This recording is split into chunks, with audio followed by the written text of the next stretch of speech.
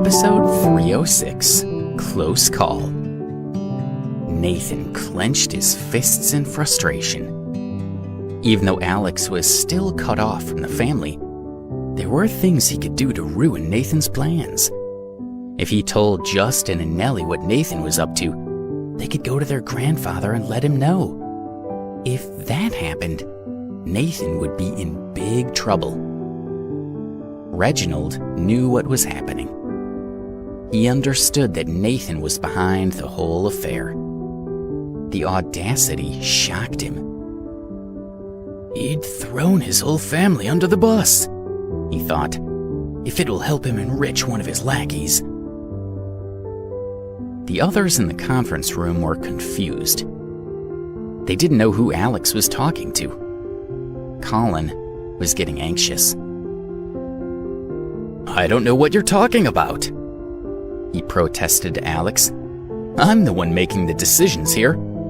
I'm buying this company because I want to, and that's it. He turned to Reginald. Reginald, just sign the contract. It's the only way. You know that. Don't listen to this nonsense. Colin. Nathan's voice rang in Colin's ear. He sounded weak and defeated. The deal is off. But, Nathan, Colin stammered. He was so panicked that he had forgotten to hide Nathan's involvement. Reginald is ready to sign. After he does, the Fidelity Group is mine. We'll control everything. Colin's mind was racing. Just one signature, he thought. Afterwards, we'll topple the Drakes. We could be the masters of DC. And now Nathan just wants to drop it? What's he doing? Nathan grew angry at Colin's disobedience. I said the deal is off. Are you listening or not? Colin took a deep breath. There was nothing he could do. If Nathan said the deal was off, then it wasn't going to happen. All right, he said unwillingly. Everyone in the room was staring at Colin. It was becoming clearer and clearer what was happening. Reginald, Colin said, I withdraw the offer. David and his friends jumped with joy. Those employees who had not taken Colin's bribes were equally happy. They did not fully know what had happened, but they felt like they had won a great victory. It was all thanks to Alex. Joseph, Noah, and those executives who had betrayed the Drakes looked utterly defeated. Many of them hoped desperately that they might be able to keep their jobs. Colin, what are you doing? Noah asked. Everything is going our way and you're backing out? Colin looked at him with a pitiful expression on his face. I don't want to, but the guy who backs me won't let me go through with it. There's nothing I can do. His words caused an uproar. Many in the room had risked their jobs by listening to Noah and backing Colin. They had gathered around him and demanded an explanation. Listen, I'm really sorry, Colin told them. You'll all receive $15,000. And if any of you need jobs, there's a place for you in my family's company. The executives became even angrier.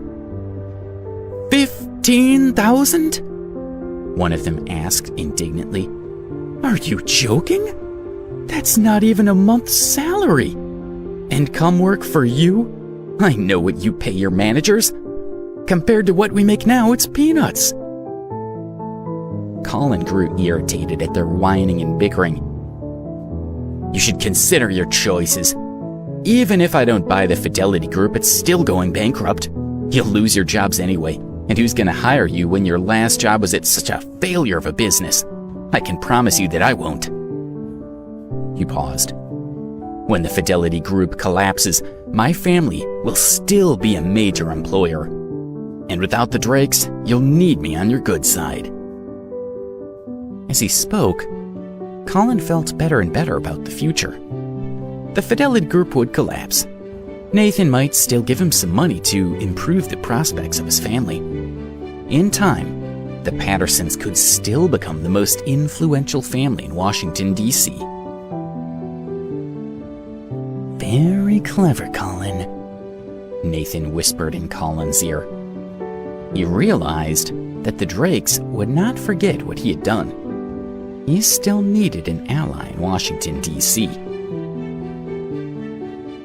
"You're not going to fix what you did to the Drakes, are you?" Alex asked forcefully. He was speaking to Nathan through Colin. Even if the deal didn't happen, only Nathan could save the Fidelity Group from going under. Nathan looked at Alex's gloomy appearance on the screen. He thought for a few seconds, and then he knew what to say.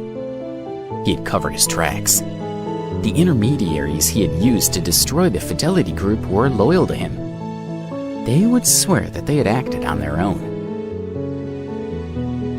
"Colin," he said, "tell Alex that I have nothing to do with the Fidelity Group's troubles.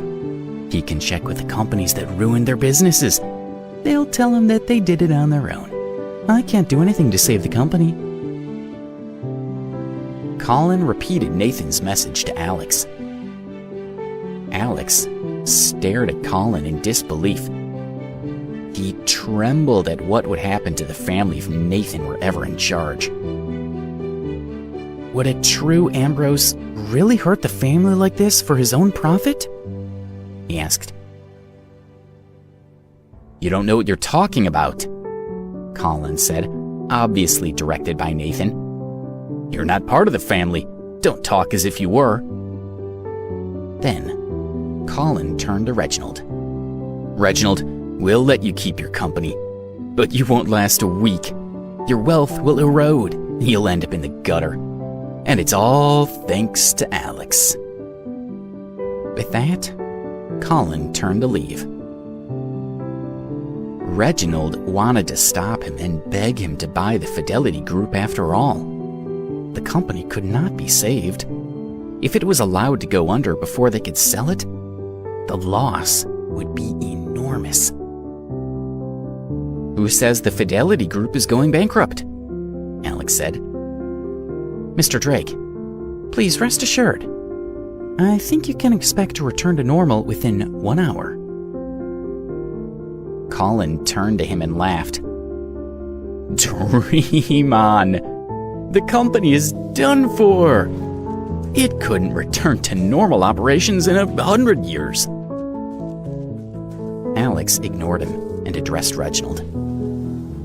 "Mr. Drake, Lindsay told me you were trying to raise funds to use to weather this crisis. How much would you need to reverse the situation entirely?" Reginald looked gratefully at Lindsay.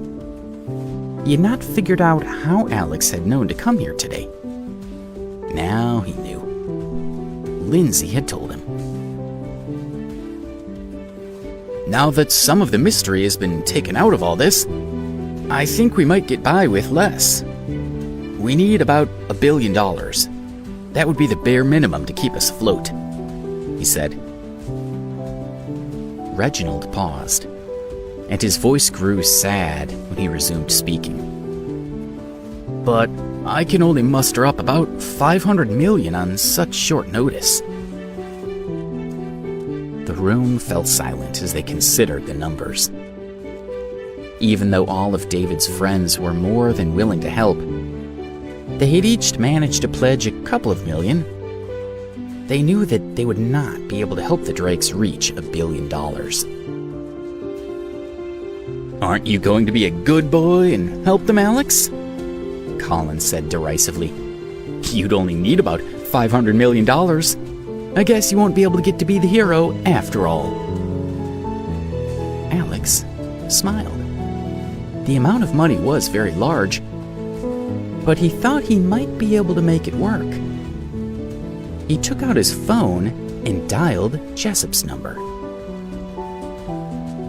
"Hello, Mr. Clifton," he said when the call was answered. The whole room stared at him. "Could you help me with a little problem?"